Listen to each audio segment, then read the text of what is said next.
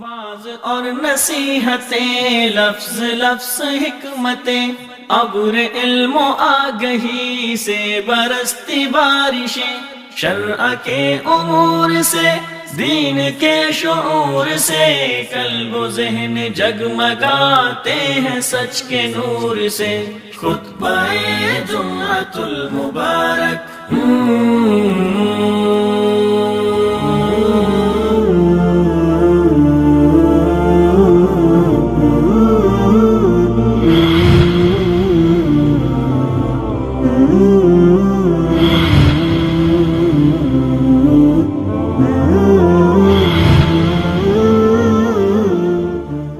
السلام علیکم ورحمۃ اللہ وبرکاتہ۔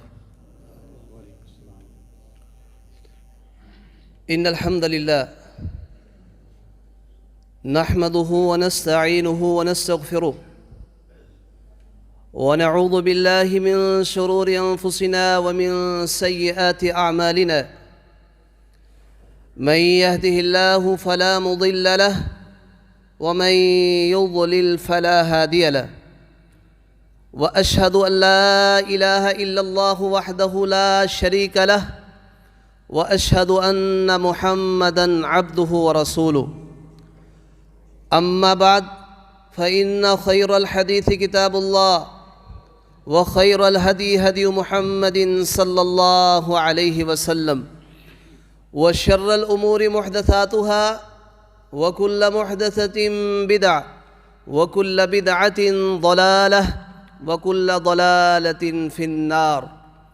يا أيها الذين آمنوا اتقوا الله حق تقاته ولا تموتن إلا وأنتم مسلمون۔ يا أيها الناس اتقوا ربكم الذي خلقكم من نفس واحدة، وخلق منها زوجها، وبث منهما رجالا كثيرا ونساء، واتقوا الله الذي تساءلون به والأرحام إن الله كان عليكم رقيبا۔ يا أيها الذين آمنوا اتقوا الله وقولوا قولا سديدا يصلح لكم أعمالكم ويغفر لكم ذنوبكم، ومن يطع الله ورسوله فقد فاز فوزا عظيما۔ اللهم صل على محمد وعلى آل محمد كما صليت على إبراهيم وعلى آل إبراهيم إنك حميد مجيد۔ اللهم بارك على محمد وعلى آل محمد كما باركت على إبراهيم وعلى آل إبراهيم إنك حميد مجيد۔ رب اشرح لي صدري ويسر لي أمري واحلل عقدة من لساني يفقه قولي۔ رب زدني علما، رب يسر ولا تعسر وتمم بالخير، رب أعوذ بك من همزات الشياطين وأعوذ بك رب أن يحضرون۔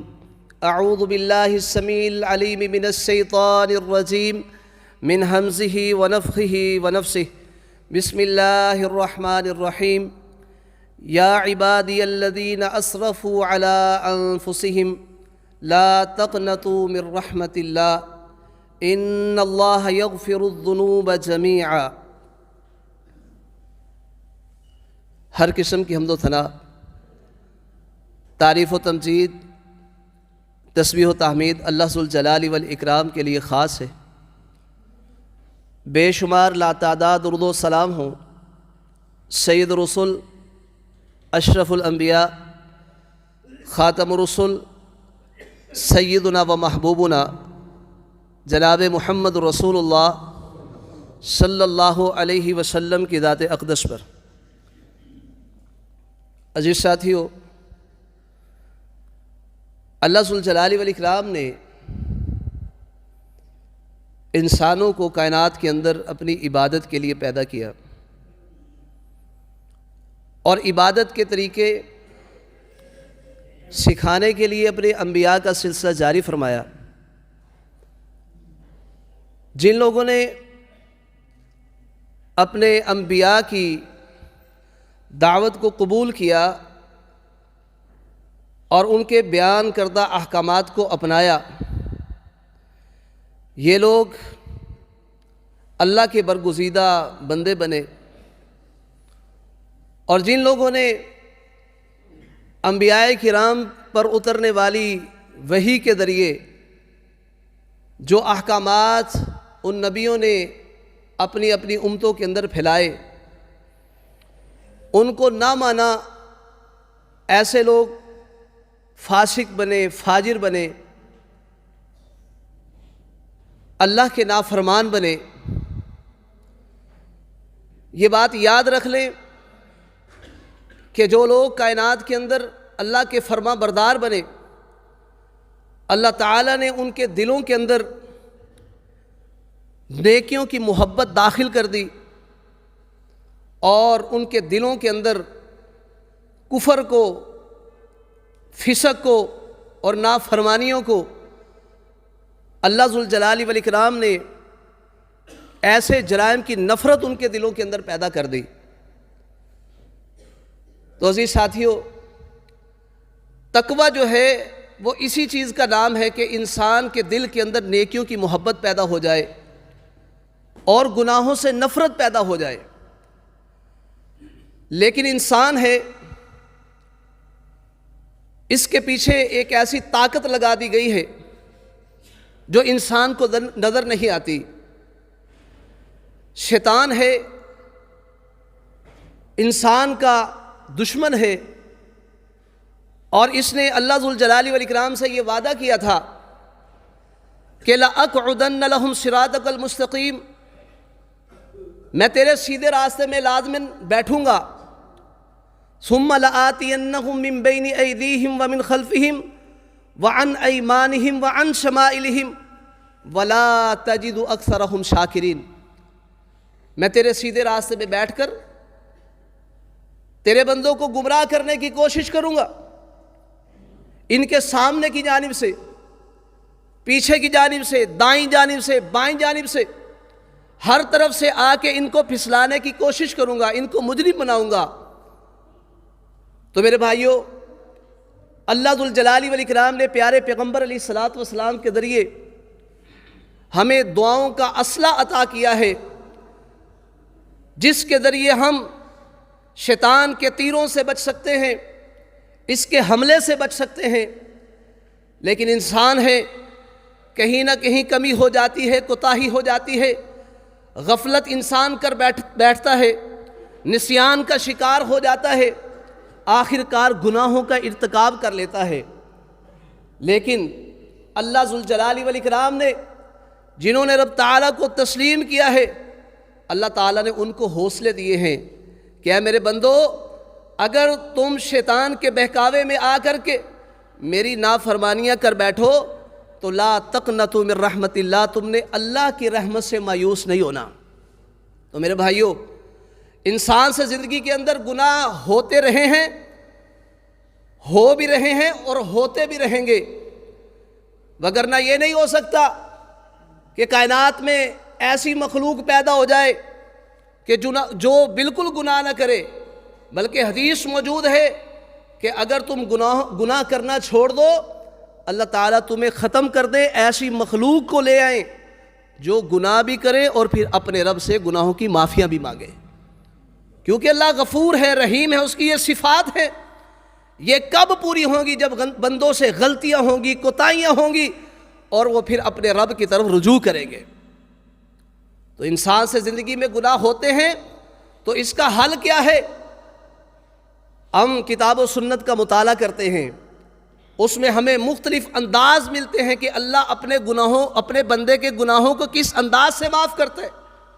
ان میں سے پہلی صورت یہ ہے کہ انسان سے گناہ ہو جائے، وہ اپنے رب سے معافی مانگے، توبہ کرے، استغفار کرے۔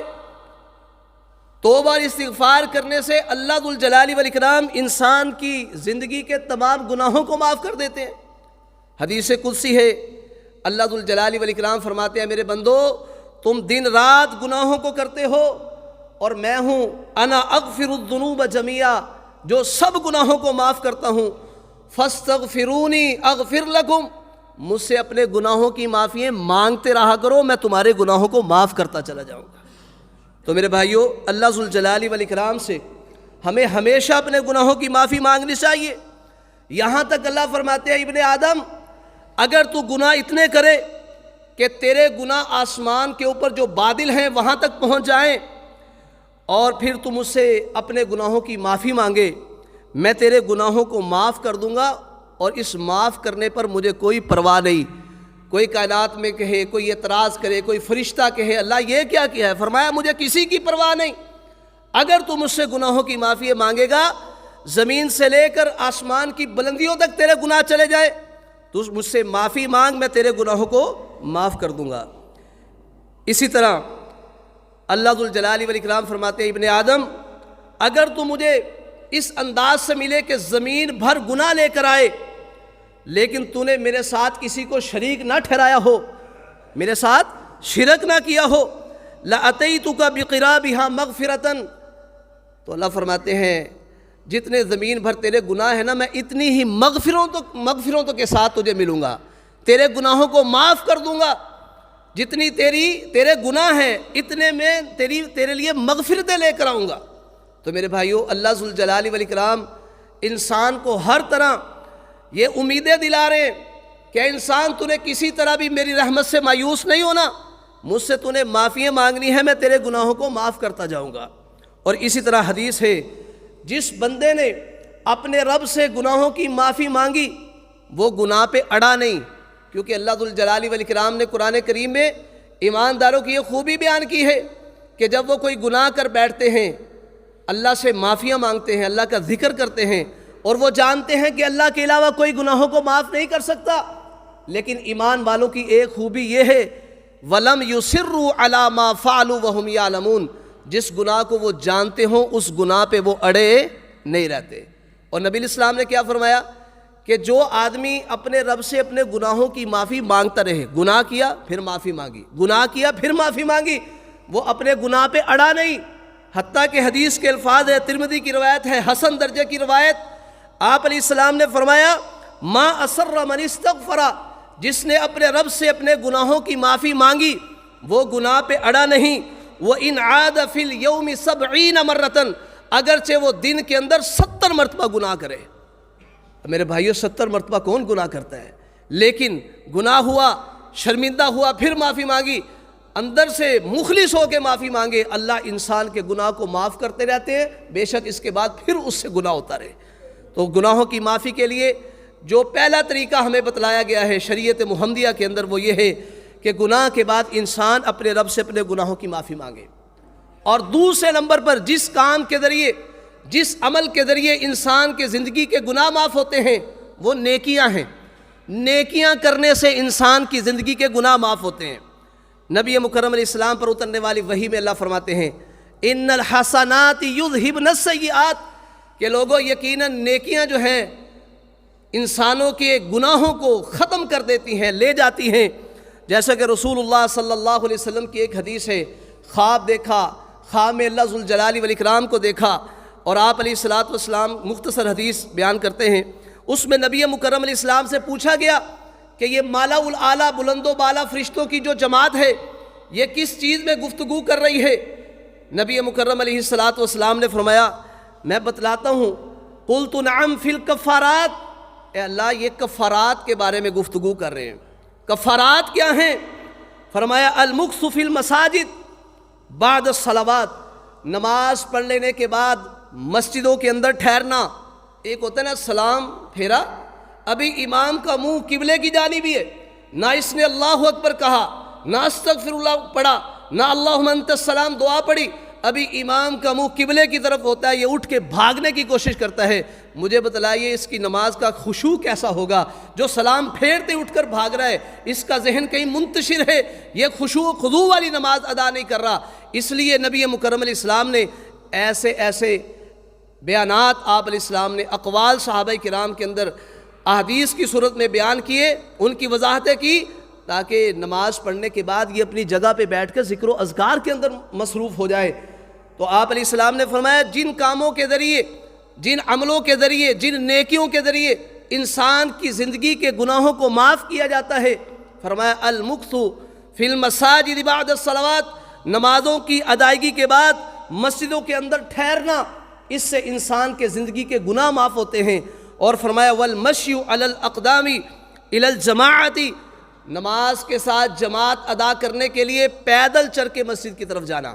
پیدل چل کے جب انسان مسجد کی طرف جاتا ہے، اس کے ساتھ کیا ہوتا ہے؟ انسان کے گناہ معاف ہوتے ہیں، انسان کے درجات بلند ہوتے ہیں۔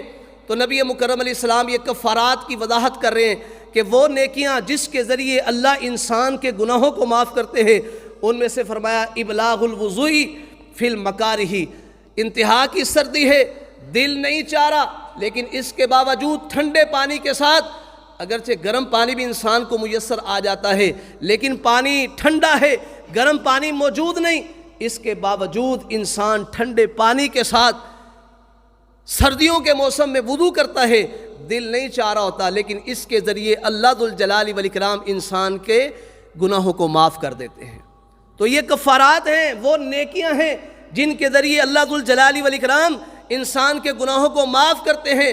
پھر فرمایا فمن فعل ذلك عاش بخیر ومات بخیر، جس نے بھی یہ کام کیا، اللہ اکبر، جس نے بھی نماز ادا کی، اس کے بعد مسجد کے اندر بیٹھا رہا، ذکر و اذکار میں مصروف رہا، اور جو پیدل چل کے مسجد کی طرف نماز جماعت کے ساتھ پڑھنے کے لیے آیا، اور جس نے ناپسندیدگی کے باوجود ٹھنڈے پانی کے ساتھ وضو کیا، تو نبی مکرم علیہ السلام نے فرمایا جس نے یہ کام کیے عاش بخیر، اس کی زندگی خیر کے ساتھ گزرے گی، اور جو ایسا کام کرے گا مات بخیر، جب اس کی موت آئے گی وہ بھی خیر کے کاموں میں ہی آئے گی، خیریت کے ساتھ مرے گا۔ وَكَانَ مِنْ خَطِيئَتِهِ كَيَوْمٍ وَلَدَتْهُ أُمُّهُ، اللہ اکبر، اس کا وہ دن جس دن وہ یہ کام کرے گا ایسا ہوگا کہ جس طرح اس کو اس کی ماں نے آج ہی جنا ہے۔ جو دنیا میں پہلی مرتبہ آتا ہے اس کے ذمے کوئی گناہ نہیں ہوتا، تو یہ نیکیاں ایسی ہیں کہ یہ نیکیاں کرنے سے انسان بالکل گناہوں سے پاک اور صاف ہو جاتا ہے۔ تو میرے بھائیو، یہ ایسے اعمال ہیں جن کے ذریعے اللہ ذوالجلال والاکرام انسان کی زندگی کے گناہوں کو معاف کرتے ہیں، لیکن یہ نیکیاں کرنے کی وجہ سے۔ اسی طرح نبی مکرم علیہ السلام کے صحابی عمر بن عاص رضی اللہ تعالیٰ عنہ کہتے ہیں میں نبی علیہ السلام کے پاس آیا، میں نے کہا اللہ کے نبی اپنا دایاں ہاتھ آگے کیجئے تاکہ میں آپ کے ہاتھ پہ بیعت کر لوں۔ نبی علیہ السلام نے اپنا دایاں ہاتھ آگے کیا، کہتے ہیں فقبضت یدی، کہتے ہیں میں نے اپنا ہاتھ پیچھے کر لیا۔ آپ نے فرمایا ما لک یا عمر، عمر کیا بات ہے، تم نے اپنا ہاتھ پیچھے کیوں ہٹا لیا، کیا تو جانتا نہیں ہے؟ اللہ اکبر، آپ نے پوچھا نا تم نے اپنا ہاتھ پیچھے کیوں کر لیا؟ کہنے لگے اللہ کے نبی میں چاہتا ہوں کہ شرط لگا لوں۔ آپ نے فرمایا کیا شرط لگانا چاہتے ہو؟ کہنے لگے میں شرط یہ لگانا چاہتا ہوں کہ اگر میں آپ کے ہاتھ پہ بیعت کروں تو میرے گناہ معاف کر دیے جائیں گے۔ تو اس وقت نبی مکرم علیہ السلام نے یہ بات کہی اما علمت یا عمر، اے عمر کیا تو جانتا نہیں ہے ان الاسلام یہدم ما کان قبلہ، کہ جب انسان اسلام کو قبول کرتا ہے، اسلام کو قبول کرنے سے پہلے انسان کی جتنی بھی خطائیں ہوتی ہیں اللہ ذوالجلال والاکرام معاف کر دیتے ہیں، یہ اسلام کی قبولیت کی وجہ سے۔ اور اسی طرح فرمایا وَأَنَّ الْحِجْرَةَ تَهْدِمُ مَا كَانَ قَبْلَهَا، اے عمر ہجرت اللہ کے لیے اپنا وطن چھوڑ کر، اپنا گھر بار چھوڑ کر، بیوی بچوں کو چھوڑ کر، زمینوں کو مالوں کو چھوڑ کر دوسرے علاقوں میں اعلاء کلمت اللہ جانا، دین کی حفاظت کے لیے جانا، فرمایا اس ہجرت کی وجہ سے بھی اللہ ذوالجلال والاکرام زندگی کے پچھلے گناہوں کو معاف کر دیتے ہیں۔ مجھے یہاں ایک صحابی کا واقعہ یاد آ رہا ہے، کسی جنگ کے اندر ان کا ہاتھ زخمی ہو گیا، خون نہ رکا، انہوں نے کیا کیا، اپنا ہاتھ کاٹ لیا، تکلیف برداشت نہیں ہو رہی تھی، ہاتھ کاٹا، اللہ اکبر، خون جاری رہا، اس کی وجہ سے ان کی وفات ہو گئی۔ ایک دوسرے صحابی کو خواب آتا ہے، خواب میں اس شخص کو دیکھا، پوچھنے لگے خواب میں کہ اللہ تعالیٰ نے تمہارے ساتھ کیا معاملہ کیا؟ اب ان کے ہاتھ کے اوپر پٹی چڑھی ہوئی ہے، ہاتھ پہ پٹی چڑھی ہوئی ہے اور جنت کے اندر گھوم رہے ہیں، یہ پوچھتے ہیں کہ اللہ نے تمہیں معاف کر دیا ہے، اس کی وجہ کیا ہے؟ تو کہنے لگے کہ اللہ ذوالجلال والاکرام نے مجھے میری ہجرت کی وجہ سے معاف کر دیا ہے، میری ہجرت کی وجہ سے۔ ہجرت ایک نیک عمل ہے، حالانکہ ہاتھ کاٹا اس کی وجہ سے وہ دنیا سے چلے گئے، اگر دیکھا جائے تو یہ خودکشی بنتی ہے، لیکن ہاتھ میں یہ کپڑا، یہ ٹاکی کیوں چڑھی ہوئی ہے؟ تو کہنے لگے اللہ نے مجھے میری ہجرت کی وجہ سے معاف کر دیا، لیکن فرمایا جو ہاتھ تو نے خود خراب کیا ہے نا، یہ ہم اس کو معاف نہیں کریں گے۔ صحابی رسول یہ خواب دیکھتے ہیں، نبی الاسلام کی خدمت میں حاضر ہوتے، آپ علیہ السلام کے سامنے یہ خواب بیان کرتے، تو نبی مکرم علیہ السلام نے جب خواب سنا، اللہ کے نبی علیہ السلام نے اس وقت یہ دعا کی کہ میرا وہ صحابی جنت کے اندر ہے، صرف اس کے ہاتھ کے اوپر کپڑا چڑھا ہوا ہے، پٹی چڑھی ہوئی ہے۔ نبی مکرم علیہ السلام نے فرمایا اے اللہ، جس طرح تو نے ہجرت کی وجہ سے میرے صحابی کو معاف کیا ہے، جیسے کہ صحابی کو خواب میں آیا، میں محمد دعا کرتا ہوں اللہ اس کے ہاتھ کو بھی معاف کر دے، اللہ اس کے ہاتھ کو بھی معاف کر دے۔ ان الحسنات یذھبن السیئات، یہ نیکیاں ہیں، ہجرت نیکی ہے، اس کی وجہ سے بھی اللہ ذوالجلال والاکرام نے ایک شخص کو معاف کر دیا۔ تو نبی مکرم علیہ السلام نے یہی بات کہی، اے عمر تجھے معلوم نہیں کہ اللہ ذوالجلال والاکرام ہجرت کی وجہ سے انسان کے پہلے سارے گناہوں کو معاف کر دیتے ہیں۔ اسی طرح حج ایک نیک عمل ہے، یہدم ما کان قبلہ، یہ حج بھی جو ہے اپنے سے کرنے سے پہلے جتنے بھی انسان کے گناہ ہوتے ہیں، یہ حج ذریعہ بنتا ہے کہ اللہ ذوالجلال والاکرام ایسے شخص کے گناہوں کو معاف کر دیتے ہیں۔ جس طرح انسان کے گناہ توبہ سے معاف ہوتے ہیں، اسی طرح انسان کے گناہ جو ہیں نیکیاں کرنے سے بھی اللہ ذوالجلال والاکرام معاف کر دیتے ہیں۔ اسی طرح تیسرے نمبر پر انسان کائنات میں ایسے جرائم کر بیٹھتا ہے جن کی اللہ ذوالجلال والاکرام نے حدود نافذ کی ہے۔ مثلا چوری کی حد ہے، انسان چوری کرتا ہے، شریعت کہتی ہے اس کا ہاتھ کاٹ دیا جائے۔ انسان شادی شدہ زنا کرتا ہے، فرمایا اس کو کنکریاں پتھر مار مار کے رجم کر دیا جائے، قتل کر دیا جائے۔ اور اسی طرح اگر کنوارا زنا کرتا ہے اس کو 100 کوڑے مارے جائیں۔ اسی طرح شراب نوشی کرتا ہے، اس کی 40 سے 80 تک جو حد بیان کی گئی ہے وہ اس کو لگائی جائے، ہاتھوں سے، کوڑوں کے ساتھ، رومالوں کے ساتھ، جس طرح بھی وہ ممکن ہو اس کے اوپر حد قائم کی جائے۔ لیکن انسان پر جب یہ حد لگ جاتی ہے، چور کا ہاتھ کاٹ دیا گیا، زانی کو سنسار کر دیا گیا، زانی کو 100 کوڑے لگا دیے گئے، جب انسان پر یہ حد لگ جاتی ہے، اس نے کسی کو قتل کیا، قتل کے بدلے اس کو قتل کر دیا گیا، یہ جرائم ہے۔ لیکن ان جرائم کی وجہ سے اس پر حد لگ گئی، اس حد کی لگنے کی وجہ سے اللہ ذوالجلال والاکرام اس بندے کے گناہوں کو معاف کر دیتے ہیں۔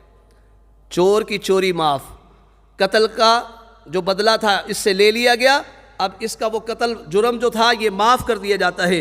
نبی مکرم علیہ السلام کے صحابہ موجود ہیں، آپ علیہ الصلوۃ والسلام نے اس وقت اپنے صحابہ سے یہ بات کہی، اے میرے صحابہ میرے ہاتھ پہ بیعت کرو، کس بات پر؟ کہ اللہ تشرکوا باللہ شیئا، تم اللہ کے ساتھ کسی کو شریک نہیں ٹھہراؤ گے، ولا تسرقوا، اور نہ تم چوری کرو گے، ولا تزنوا، نہ تم زنا کرو گے، ولا تقتلوا اولادکم، نہ تم اپنی اولادوں کو قتل کرو گے، ولا تأتوا ببہتان، نہ تم کسی کے اوپر بہتان لگاؤ گے، اور ولا تعصوا فی معروف، نیکی کے کام میں تم اللہ کی معصیت نہیں کرو گے، نافرمانی نہیں کرو گے۔ یہ بات کہنے کے بعد آپ نے کیا کہا؟ فمن وفا منکم فاجرہ علی اللہ، جس نے بھی تم میں سے اس وعدے کو پورا کیا، یعنی میرے ہاتھ پہ بیعت کر لی اور بیعت کرنے کے بعد جس نے یہ وعدہ پورا کیا، فاجرہ علی اللہ، اس کا اجر اللہ کے ذمے ہے۔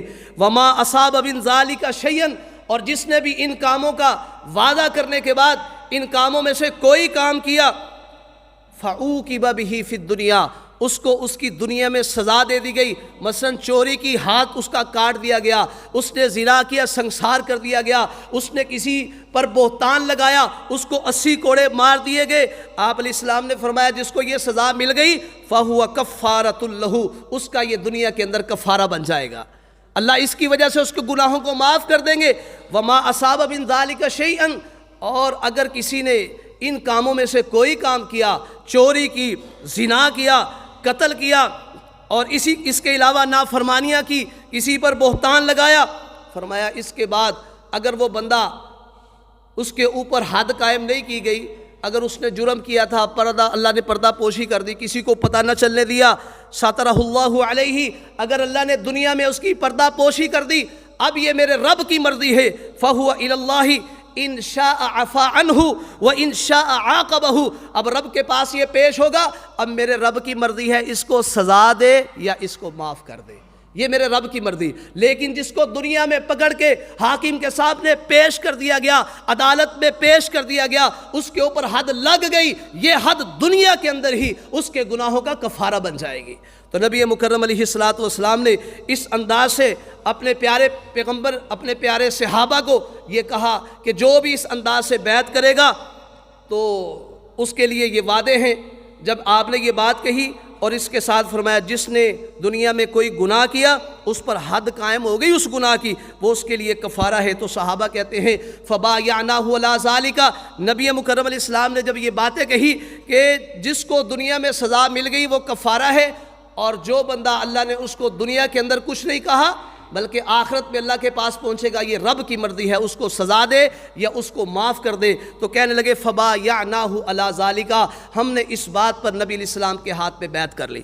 تو معلوم ہوا کہ حدود اس کی وجہ سے بھی اللہ ذوالجلال والاکرام انسان کے گناہوں کو معاف کرتے ہیں. اور چوتھے نمبر پر ایسے مصائب اور پریشانیاں جو انسان کو زندگی میں لاحق ہوتی ہیں، کبھی انسان کو جسمانی پریشانی، کبھی مالی پریشانی، کبھی اولاد کی پریشانی، کبھی کسی انداز سے یہ پریشان ہے، کبھی والدین بیمار ہیں، اس انداز سے پریشانی. میرے پیارے پیغمبر اسلام نے اس حوالے سے بھی ہماری رہنمائی فرما دی. فرمایا کوئی بھی مسلمان، اس کو کوئی دنیا میں تھکاوٹ پہنچے، اگر کسی مسلمان کو کوئی تکلیف پہنچے، فرمایا کوئی فکر پہنچے، کوئی پریشانی پہنچے، کوئی تکلیف پہنچے، کوئی غم اور رنج پہنچے، آپ علیہ السلام نے فرمایا حتیٰ کہ وہ کانٹا جو اس کے پاؤں میں لگ جائے، اس کو کانٹا لگ جائے، آپ علیہ السلام نے فرمایا ان سب وجوہات کی وجہ سے کفر اللہ بہا من خطایاہ، اللہ ذوالجلال والاکرام اس کے گناہوں کو معاف کر دیتے ہیں. تو میرے بھائیو، ہر انداز سے اسلام اپنے ماننے والوں کی رہنمائی کر رہا ہے، ان کو دلاسے دے رہا ہے، اللہ کی رحمت کا امیدوار بنا رہا ہے، اور اس طرف دعوت دے رہا ہے کہ لوگوں آؤ اسلام کی طرف. اگر دنیا کے اندر تمہارے سے کمی کوتاہیاں ہو جائیں، پریشان نہیں ہونا، معافیاں مانگنی ہے، پریشان نہیں ہونا، نیکیاں کرنی ہے. اور اگر کوئی جرائم ایسے ہوگے، حدود تمہارے اوپر نافذ ہوگی، تب بھی تمہارے گناہوں کو معاف کر دیا جائے گا. تمہیں کوئی پریشانی لائق ہوگی، اس کے ذریعے بھی اللہ ذوالجلال والاکرام تمہارے گناہوں کو معاف کریں گے. حتیٰ کہ نبی علیہ السلام نے فرمایا انسان کو کوئی بیماری پہنچتی ہے، جیسے بخار وغیرہ ہے، کوئی بھی بیماری پہنچتی ہے، دانت میں درد ہے، بخار ہے، کوئی زخم آ گیا، کوئی بھی مسئلہ ہے، آپ نے فرمایا الا حط اللہ بہ سیئاتہ، اس کی وجہ سے اللہ اس کے گناہوں کو معاف کرتے ہیں. اس طرح معاف کرتے ہیں جیسے درخت کے پتے جھڑ جاتے ہیں. درخت کے پتے جھڑتے ہیں، بالکل صاف ہو جاتا ہے. اللہ اکبر. آپ نے فرمایا اسی طرح اللہ ذوالجلال والاکرام انسان کو گناہوں سے صاف اور پاک کر دیتے ہیں جب یہ مصائب کو برداشت کرتا ہے. اسی طرح میرے بھائیوں، جن اعمال کی وجہ سے انسان کے دنیا کے اندر اللہ گناہ معاف کرتے ہیں اور اسی طرح آخرت میں بھی معاف کریں گے، ان عملوں میں سے ایک عمل مومنوں کی دعائیں ہیں. مومنوں کی دعا ہے. مثلا آپ کوئی فوت ہو جاتا ہے، اب آپ اس کا جنازہ پڑھتے ہیں، تو نبی مکرم علیہ السلام نے کیا فرمایا؟ اذا صلیتم علی المیت، جب تم میت کا جنازہ پڑھو، اس کے لیے دعا کرنے لگو تو فاخلصوا له الدعاء، اس وقت اس کے لیے خالص دعا کیا کرو. اور دوسری حدیث میں آتا ہے جب کوئی آدمی فوت ہوتا ہے، اس کے جنازے میں 40 بندے ایسے جنازہ پڑھنے کے لیے آتے ہیں لا یشرکون باللہ شیئا، وہ جنازہ پڑھنے والے بندے اللہ کے ساتھ شرک نہ کرتے ہوں. کتنے ہوں؟ 40 بندے. تو آپ نے فرمایا وہ سفارش کریں مغفرت کی، اللہ اس کو معاف کر دے. وہ کہے اللہم اغفر لہ، اللہم اغفر لہ ورحمہ، اللہم اغفر لحینا ومیتنا، یہ دعا کر دیں. آپ نے فرمایا شفعہم اللہ فیہ، اللہ ذوالجلال والاکرام ایسے لوگوں کی سفارش کو قبول کر لیتے ہیں. تو اس انداز سے بھی اللہ اپنے گناہوں کو معاف کرتے ہیں. جنازہ پڑھوایا، انسان کی خطائیں ہیں، لوگ نہیں جانتے، ہم چھپ کر کیا کچھ کر جاتے ہیں، لیکن انسان جب مر جاتا ہے، جنازہ پڑھنے والے اس کا جنازہ پڑھتے ہیں، اس کے لیے مغفرت کی دعائیں کرتے ہیں. یہ دعائیں اس کی نجات کا ذریعہ بنتی ہے، گناہوں سے بخشش کا ذریعہ بنتی ہے. تو اس لیے میرے بھائیوں، ایسے اعمال ہمیں کرنے چاہیے جس کی وجہ سے ہمارے دنیا کے اندر گناہوں کو معاف کر دیا جائے. نبی مکرم علیہ السلام نے ایک اور بات بیان کی ہے جس کی وجہ سے ہمارے گناہوں کو معاف کیا جائے گا. آپ نے فرمایا کل قیامت کے دن شفاعتی لأہل الکبائر من امتی، میری امت کے کبیرہ گناہوں کے جو مرتکب ہوں گے، شرک کے علاوہ جنہوں نے بڑے بڑے گناہ کیے ہوں گے، کل قیامت کے دن میں محمد صلی اللہ علیہ وسلم ان کے لیے سفارش کروں گا۔ پیارے پیغمبر سفارش کریں گے، آپ کی سفارش قبول کی جائے گی، کیونکہ نبی علیہ السلام نے فرمایا تھا میرے پاس آنے والا اللہ کی طرف سے فرشتہ آیا، مجھے اختیار دیا۔ اختیار کس بارے میں تھا؟ اللہ کے نبی ہم آپ کی آدھی امت جنت میں داخل کر لیں، یہ پسند ہے تو ایسے کر لیں، اگر آپ چاہتے ہیں آپ کی آدھی امت جنت میں داخل کر دی جائے، یا پھر آپ سفارش کر لینا۔ تو نبی مکرم علیہ السلام نے فرمایا فاخترت الشفاعہ، میں نے قیامت کے دن اپنی ساری امت کی سفارش کرنی ہے، میں نے آدھی نہیں پوری امت جنت میں لے کے جانی ہے۔ کل قیامت کے دن نبی علیہ الصلوۃ والسلام سفارش کریں گے، فرمایا یہ میری سفارش ہر اس آدمی کو پہنچے گی لا یشرک باللہ شیئا، جو اللہ کے ساتھ شرک نہیں کرتا ہوگا۔ اہل حدیثوں خوش ہو جاؤ، آپ کے علماء نے تمہیں ایسے راستے پر لگانے کی کبھی کوشش نہیں کی جس سے تمہارے ایمان خراب ہو جائیں، تمہارے عقیدے خراب ہو جائیں۔ ہم نے لوگوں کی باتیں سنی ہیں، ہمیں لوگوں نے اللہ کا گستاخ بھی کہا ہے، نبی علیہ السلام کا گستاخ بھی کہا ہے، لیکن توحید کی جب باری آئی، اہل حدیث علماء نے اللہ کے فضل و کرم سے توحید کا علم اٹھایا، شرک کی نفی کی۔ اگر اس کائنات میں کسی نے یا علی مدد کا نعرہ لگایا، اہل حدیث نے اس کو بھی روکا۔ جس نے کہا یا غوث اعظم المدد، اہل حدیث نے اس کو بھی کہا یہ تیرا کلمہ شرکیہ ہے، کفریہ ہے، اس سے رک جا، یا اللہ مدد کا نعرہ بلند کر، تیری زبان سے یا اللہ مدد کا نعرہ بلند ہوگا۔ یہ میرے رب کی توحید ہے۔ شرک سے ہم نے عوام کو روکا، بدعات سے روکا، گمراہی کے راستوں سے روکا، تاکہ یہ امت جو ہے کائنات کے اندر بہترین امت بن کے دجال کے ساتھ لڑتی ہوئی جنت کی مستحق بن جائے۔ ہم نے ہمیشہ سے صراط مستقیم والے راستے کی طرف رہنمائی کی، کبھی اپنی عوام کو، نبی علیہ السلام کی امت کو کبھی گمراہی والا راستہ دکھانے کی کوشش نہیں کی، توحید والا راستہ دکھانے کی کوشش کی، شرک سے بچنے والے احکامات ان کے سامنے بیان کیے۔ تو اس لیے میرے بھائیوں، ہمیں چاہیے کہ ہم ایسے اعمال کریں جس کی وجہ سے ہمارے گناہوں کو معاف کر دیا جائے۔ آخری بات، یہ ساری باتوں کے بعد آخر میں میرے رب کی رحمت ہے۔ اصل تو اول بھی وہی ہے، آخر بھی وہی ہے، اللہ کی رحمت ہے۔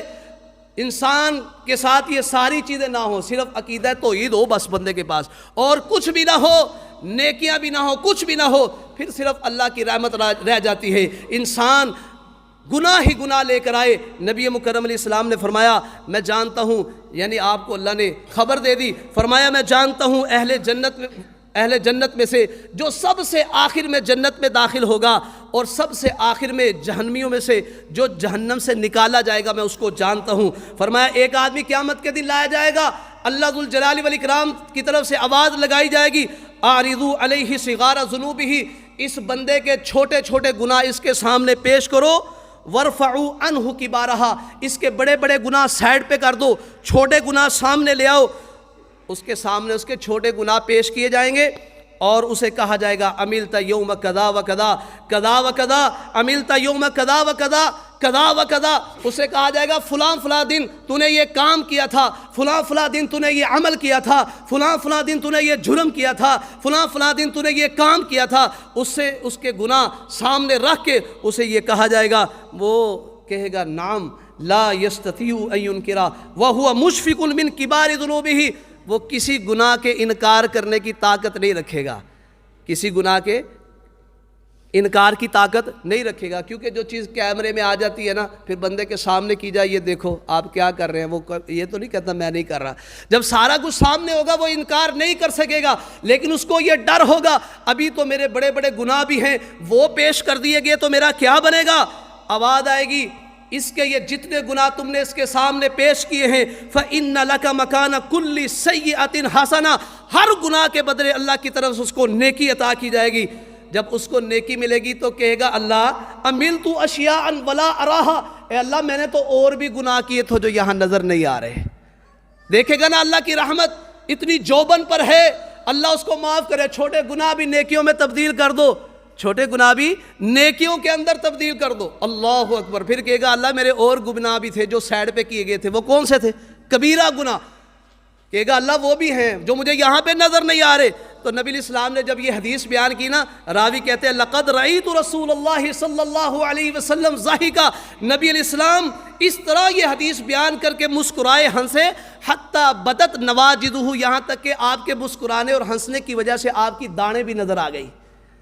تو میرے بھائیو، اللہ کی رحمت اتنی وسیع ہے، اللہ کی رحمت اتنی وسیع ہے کہ اگر سزا کا پتہ لگ جائے مومن کو تو مومن یہی کہ اللہ مجھے جہنم سے بچا لے۔ مومن پتہ لگ جائے اللہ کی سزا کتنی ہے، پھر جنت میں جانے کی خواہش نہ کرے، پھر یہی کہ اللہ مجھے جہنم سے سزاؤں سے بچا لے۔ اگر کافر کو اللہ کی رحمت کا پتہ لگ جائے تو کافر بھی مایوس نہ ہو، وہ بھی کہے گا میں جنت میں ہی جانا ہے، شاید وہ بھی کہے گا میں نے جنت بھی جانا ہے۔ تو بہرحال اللہ کی رحمت بہت وسیع ہے، یہ ہونی ایمانداروں پر ہے، کافروں پر مشرکوں پر رحمت نہیں ہوگی، یہ ہوگی اہل توحید پر۔ اس لیے میرے بھائیوں، اگر ہم چاہتے ہیں کہ اللہ ذوالجلال والاکرام دنیا کے اندر ہمارے گناہوں کو معاف کر دے تو ان طریقوں کو اپنانے کی کوشش کریں، دنیا میں ہی اللہ ذوالجلال والاکرام اپنی رحمتیں ہمارے اوپر کر دے۔ اللہ تعالی ہمیں دنیا میں رہ کر شریعت مطہرہ کا پابند بنا کر جنت کے اندر جانے والے اعمال کرنے کی توفیق عطا فرمائے۔ وآخر دعوانا ان الحمد للہ رب العالمین۔